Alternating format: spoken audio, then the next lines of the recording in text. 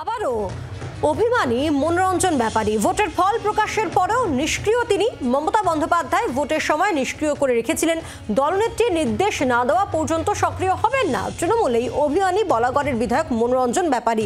হুগলি লোকসভা কেন্দ্র জিতলেও বলাগড়ে পিছিয়ে তৃণমূল কংগ্রেস। গোষ্ঠীদ্বন্দ্ব থাকলে কি করে ফল ভালো হবে, প্রশ্ন মনোরঞ্জনের। বলাগড়ে তৃণমূল বিধায়ক মনোরঞ্জন ব্যাপারী, আবারও অভিমানের সুর শোনা গেল তার গলায়। ঠিক কি বলেন তিনি, শুনবো। আমি তো এই নির্বাচনটাতে অংশগ্রহণ করিনি, আমি তো প্রচারে থাকিনি।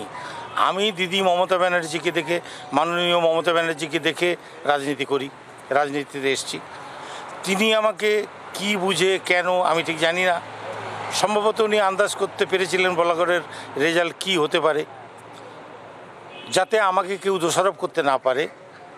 ওখানে তো ভয়ঙ্কর গোষ্ঠীদ্বন্দ্ব, তো সেই জন্য আমাকে উনি বললেন আপনি সরে থাকুন, আপনার এই নির্বাচনে প্রচার করতে হবে না। তো উনি আমাকে সরিয়ে দিয়েছিলেন, আমি সরেছিলাম।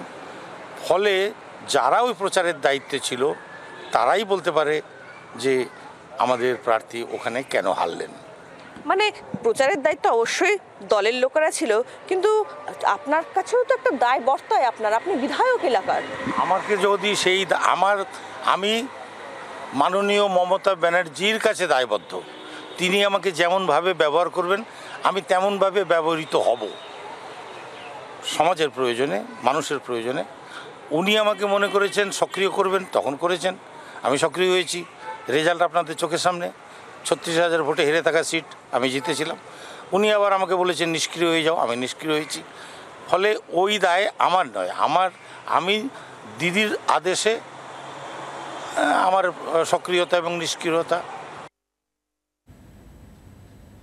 কথা বলবো, শ্রেয়সী রয়েছেন টেলিফোনে, প্রতিনিধি শ্রেয়সী গাঙ্গুলি। শ্রেয়সী, মনোরঞ্জন ব্যাপারী আমরা দেখেছিলাম এর আগেও একাধিকবার তার বেসুরো হওয়া, অভিমানী হওয়া, আর এবার ভোটের ফল প্রকাশের পরও এখনো অভিমানী। একেবারে দেখো, কার্যত তিনি যেটা অভিমানের সুরে তিনি যেটা বলছেন যে এখনো বলাগড়ের বিধায়ক তিনি, কিন্তু এখনো তিনি নিষ্ক্রিয়, তিনি এলাকায় ঘুরছেন না। তিনি তার দলের যে অফিস, তিনি যে বিধায়কের যে অফিসটা করেছেন সেই অফিসে গিয়ে তিনি বসে থাকেন। যারা আসেন দেখা করতে তাদের ফর্মে সই করেন, কিন্তু বিধায়ক হিসেবে এলাকায় এলাকায় যাওয়া ঘোরা সেই সমস্ত কিছু করছেন না তিনি। কেন তিনি করছেন না, তার বক্তব্য হচ্ছে যে এক্ষেত্রে ভোটের আগে দলনেত্রী তাকে বারণ করেছিলেন সক্রিয় হতে, তাই তিনি নিষ্ক্রিয় হয়েছিলেন এবং এখনো পর্যন্ত তার কাছে সক্রিয় হওয়ার কোনো নির্দেশ আসেনি, ফলে এখনো পর্যন্ত তিনি নিষ্ক্রিয়। এবং এই প্রসঙ্গে বলতে গিয়ে কিন্তু কার্যত তিনি বলছেন যে এক্ষেত্রে তার যে নিষ্ক্রিয়তা, সেই নিষ্ক্রিয়তার ফলকে ভোটের ফলে দেখা গেল। সেই প্রসঙ্গে তিনি বলছেন যে বলাগড়ে তিনি মাইনাসে ছিল, সেই মাইনাসে থাকা সিটকে তিনি কার্যত তিনি প্লাসে এনেছিলেন বলাগড়ে যখন তিনি লড়েছিলেন বিধায়ক হিসেবে, কিন্তু এবার তিনি নিষ্ক্রিয় ছিলেন, ফলে এবারও সেই সিট আবার মাইনাসে চলে গেছে।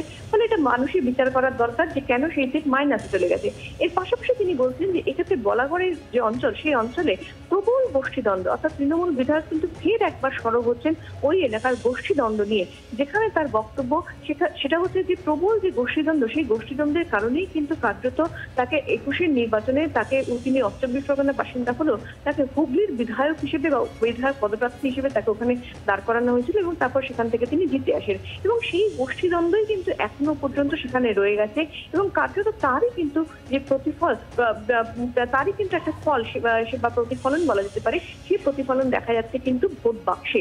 মানে সেই জায়গা থেকে দাঁড়িয়ে কিন্তু এক্ষেত্রে বলাগড়ের বিধায়কের তার অভিমানী সুর, এবং সেই সুরে তিনি বলছেন তিনি এখনো নিষ্ক্রিয় হয়ে থাকবেন এবং থাকছেন যতক্ষণ না পর্যন্ত ফের তাকে সক্রিয় হওয়ার নির্দেশ দেওয়া হচ্ছে। ধন্যবাদ।